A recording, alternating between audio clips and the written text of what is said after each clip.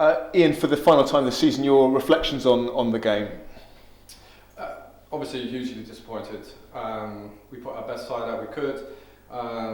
We come up short, and we've learned more lessons. Harsh ones. The table won't lie.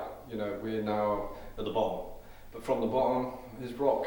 You can push off it. You can build foundations, and you know, again, brilliant innings from Brownie.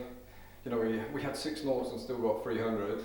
We just needed to turn a couple of those noughts into 20s, 30s, and then we would have avoided a follow-on. It could have been a different game. Like you say, you know, the table doesn't lie, but you've mentioned foundations there. How solid a foundation will the experiences that these young guys have had this season be for, you know, for next season and the years beyond?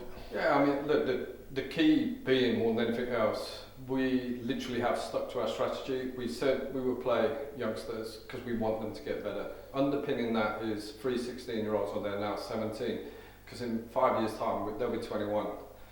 They've played more cricket probably than they were expecting, as has the 3 19-year-old seamers, as had Jack Carson, as has Ali Orr. They've all probably played more cricket than we would have ideally wanted, but then it became clear that they were going to play more. The foundations, they are Sussex through and through. They've supported Sussex from a young age. They want to turn this around. They're already talking about when can we get back. They're hurting, as is the coaching staff. We're all hurting, but it also gives you resolve. We're really clear where we want to go, and you know, as we inherited a lot, we're clear where we want to go. We've got very, very talented youngsters. I think that's plain for everybody to see. They've all shown in some degree that they are hugely talented. All around the circuit, everywhere you go, everybody's tapping on the back going, love what you're doing. These kids are talented, and if you keep playing on wickets as brilliantly as Ben's been putting together, they're going to get better. They're going to learn some harsh lessons, but if we support them, build their skill up, they can't wait to get back in November and start working already for, it's going to be more trying to rein them in a little bit. Other than fitness, they've all got to get fitter and stronger, but they'll have the determination. They're going to have scars, but from there, they're the ones that make them stronger. And our aim, more than anything else now, is to find the glue, which is your slightly more experienced players, and that's either through recruitment, that's either looking to get an overseas batter or an overseas seamer. For those first 10 games, we need the glue, which is your senior players, to glue this side together with these talented youngsters. And beyond the experience they bring, you know, obviously I think possibly the last few games we've seen the effects of a long season on young bodies and inexperienced bodies. Does a few extra bodies in the squad make a big difference as well? Yeah, I mean, look, we fielded the youngest side that's ever played county cricket, 19.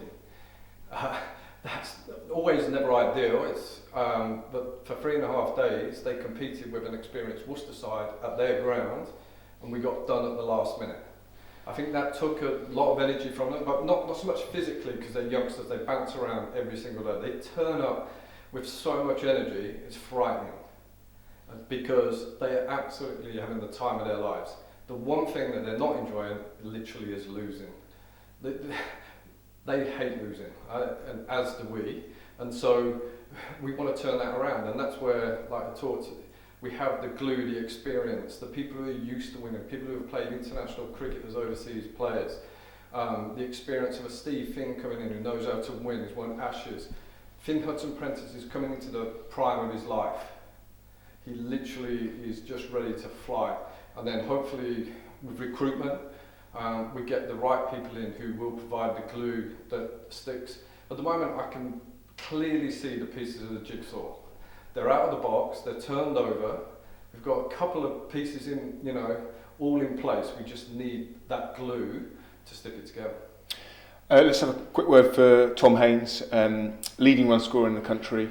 You know, fantastic achievement, and obviously today receiving his county cap, you handing it over, a proud moment, I imagine. Yeah, and that was, I think I was saying to him how proud I am. You know, he's 22, easily young enough to be my son. I've been hugely impressed, just from chats that are in my head, last year, just as a system, we were talking about where can we take his batting to the next level. We had proper chats, grown-up chats, and I saw a change in him then. I watched how hard he works in the winter. I think I went on record as saying if you want to score 100 in the first game, you've got to be able to bat all day, you've got to hit 9 balls in the morning, afternoon and evening. And so we put that in place. We worked on a couple of technical. I can chat to Tom open and honestly from the moment he gets out when they're as emotional, because we have a really good relationship. We can analyse his batting together, and I know as dear as what are his technical work-ons, and he has worked tirelessly to do that. Even to the end, we've added, you know, people talk about pressure as a captain. He's absolutely thrived in it. He's loved it. Still scoring runs, but actually he's taken himself as a person to the next level, not just as a player. So just reward to be leading run scorer in the country. That is a hugely, I know there's selectors watching him, coming and watching, asking about him, and all this sort of stuff. But yeah, for me, I was capped, I can't remember, 91, I think I was 21. I don't know what number I am now.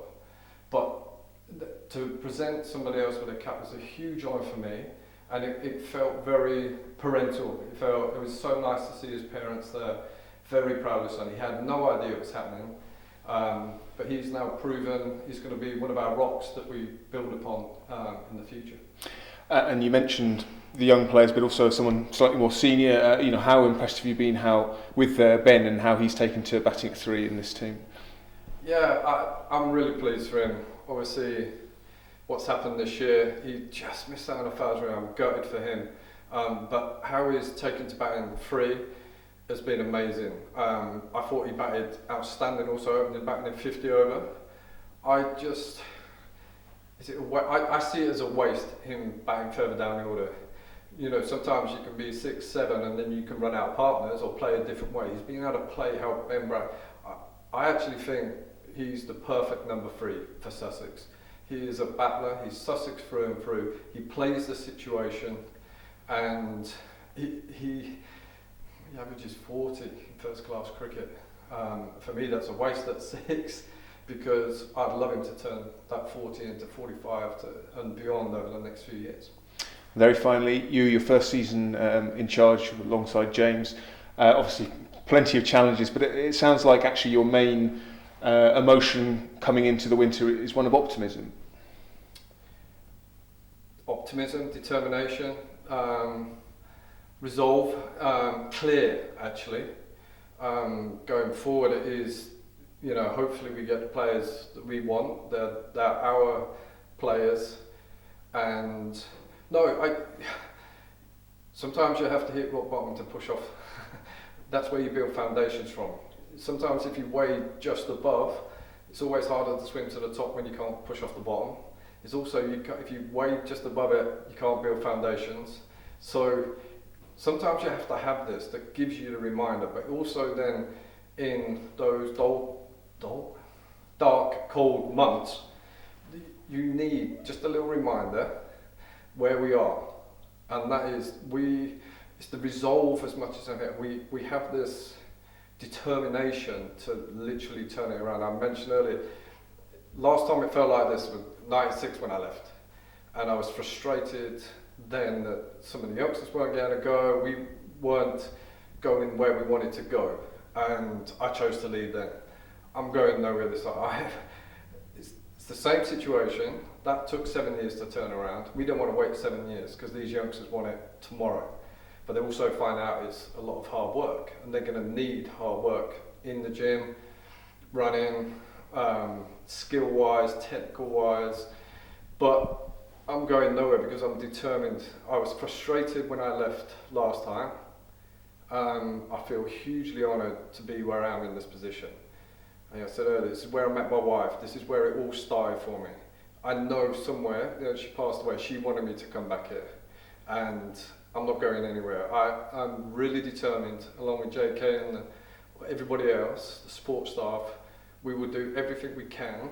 James went through that period as well, and then he saw the fruits of the labour and how hard you had to work to become the side that Sussex did become.